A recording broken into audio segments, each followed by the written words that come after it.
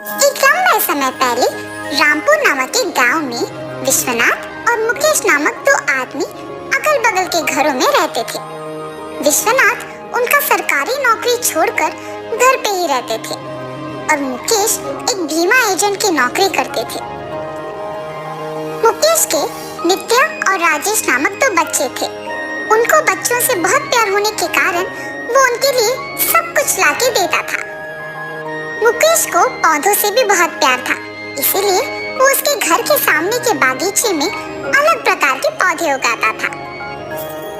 विश्वनाथ अकेले रहता था और इसी कारण उसे पता नहीं चलता था कि वो क्या करे और यूं ही दुखी रहता था। मैं ऐसे खाली ही पड़ा रहूंगा तो ऐसे ही सोच में पड़ के दुखी हो जाऊंगा, इसीलिए मुझे अपने आप को व्यस्त रखने के लिए कुछ काम करना होगा। ऐसे वो काम की सोच में पड़ जाता है। हाँ, अगर मैं अपने घर के सामने एक बगीचा बनाऊंगा तो उनमें अलग प्रकार के पौधे लगाकर उन्हें बेच सकूंगा और इतना ही नहीं, मेरा सारा वक्त पौधों को संभालने में ही जाएगा। ये फैसला करके वो पौधों को लाके उन्हें उसके घर के सामने के बागीचे में लगाता है और उन्हें बेचना शुरू करता है।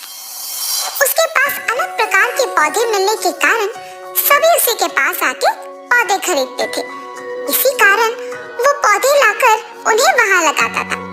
हर रोज सुबह मुकेश भी उसी समय में उनके पड़ोसी विश्वनाथ को पौधों को पानी डालते हुए देख चौंक जाता है और तब उसे विश्वनाथ का बागीचा दिखता है। मुकेश अपने पौधों को ज्यादा पानी डालने के कारण वो बहुत ही सुंदर दिखते थे, लेकिन विश्वनाथ उनके पौधों को बस जितना जरूरी था उतना ही पानी डालने के कारण वो दिखने में उतने सुंदर नहीं थे। मैं अपने पौधों को उनसे ज्यादा पानी डाल रहा हूँ, इसी कारण मेरे पौधे दिखने में बहुत हरा भरा और सुंदर है। ये सोचकर उनके पौधों को पानी डालकर वहाँ से चले जाता है। कुछ देर बाद मुकेश विश्वनाथ के पास कुछ लोग आकर उससे पौधे खरीद के जाना देखता है। मेरे पड़ोसी विश्वनाथ पौधों को कब से बेचने लगे? मुझे तो पौधों से प्यार है, इसीलिए मैं अपने नौकरी के साथ साथ ये काम भी कर रहा हूँ। और अगर मैं इन पौधों को बेचने लगूंगा तो इनसे ज्यादा मेरे ही पास पौधे बिकेंगे। हाँ, सारे लोग मेरे ही पास आएंगे।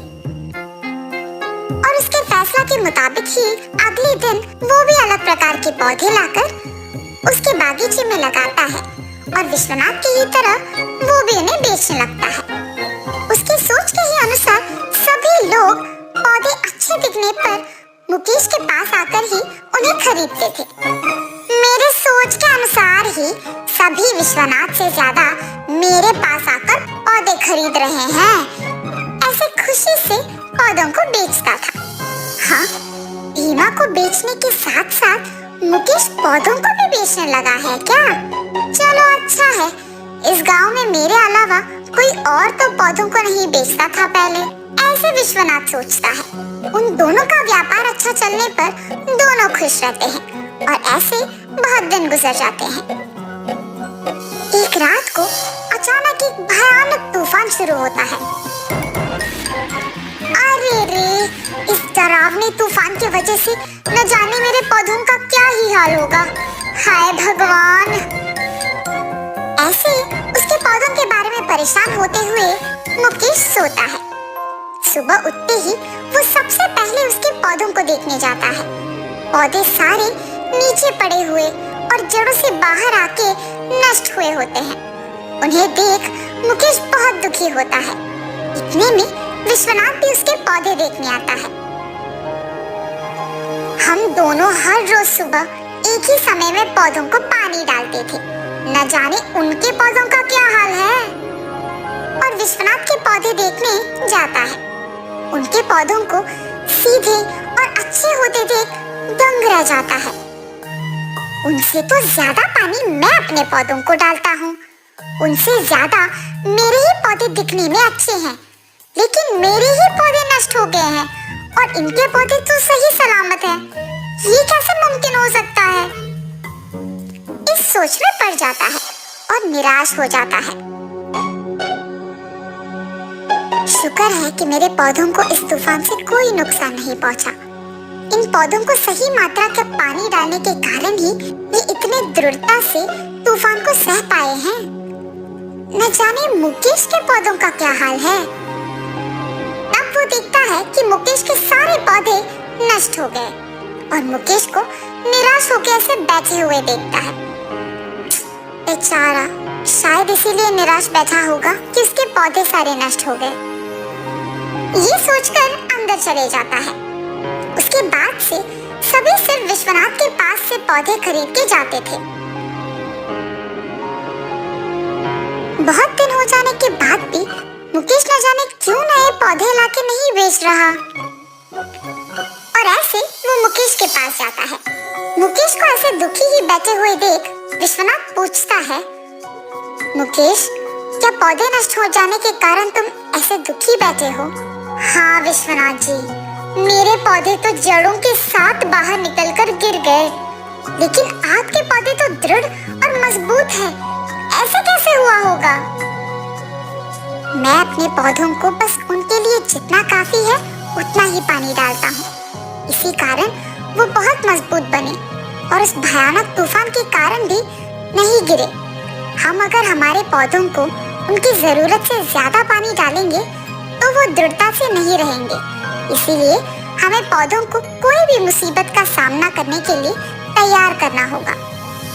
इस बार आप मेरे तरीके का इस्तेमाल करके अपने पौधों को लगाइए। हम दोनों मिलकर उनका ख्याल रखेंगे। ठीक है विश्वनाथ जी, आपके कहे के अनुसार ही करूँगा। ये कहके वो वहाँ से चले जाते हैं। मुकेश तब नए पौधों को लाके उसके बागीचे को साफ करने निकलता है। अगर मैं बागीचे को अकेले साफ करूंगा तो बहुत समय लग जाएगा। और तब वो उसके बच्चों को बुलाता है। जी पापा, चलो आओ बेटा, इस बागीचे को साफ करने में मेरी मदद करो। पर पापा, हमें तो ये सब करना नहीं आता। आप हमें सिखाइए और हम आपका कहाँ मानेंगे। ठीक है बेटा, बस मैं जैसे करता हूँ वैसे ही करो। वो तीनों मिलके बागीचे को साफ करते हैं। ये सब देख विश्वनाथ जी, पौधों के मामले में ही नहीं बल्कि बच्चों के मामले में भी हमें यही करना है। उन्हें ऐसे बड़ा करना है कि वो कोई भी मुसीबत का सामना कर पाए, तभी वो सारा काम करना सीखेंगे। अगर लाड ज्यादा करेंगे तो जब उन पे मुसीबत का साया पड़ेगा तो वो कमजोर पड़ जाएंगे और उसका सामना नहीं कर पाएंगे। इसीलिए उन्हें भी दृढ़ और मजबूत बनाना होगा ताकि वो हर मुश्किल का सामना कर पाए। तब से मुकेश विश्वनाथ जी के सलाह के अनुसार बच्चों का और पौधों का अच्छा ख्याल रखते हुए उन्हें हर मुसीबत का सामना करने के लिए तैयार करते हैं और वो सभी खुशी से उनका जीवन बिताते हैं। तो इस कहानी का नैतिक क्या है? अगर हम इन पौधों को बच्चे समझेंगे तो इस कहानी से आपको ये समझ आएगा कि बच्चों को प्यार के साथ ही मुसीबत का सामना करने के लिए तैयार करना बहुत जरूरी है। अगर उन्हें कोई काम नहीं करने देंगे या सिखाएंगे नहीं तो वो भविष्य में अपने आप कुछ नहीं कर पाएंगे और मुश्किलों का सामना नहीं कर पाएंगे। इसीलिए उन्हें प्यार, अनुशासन और शिक्षण सब कुछ सही मात्रा में सिखाना जरूरी है।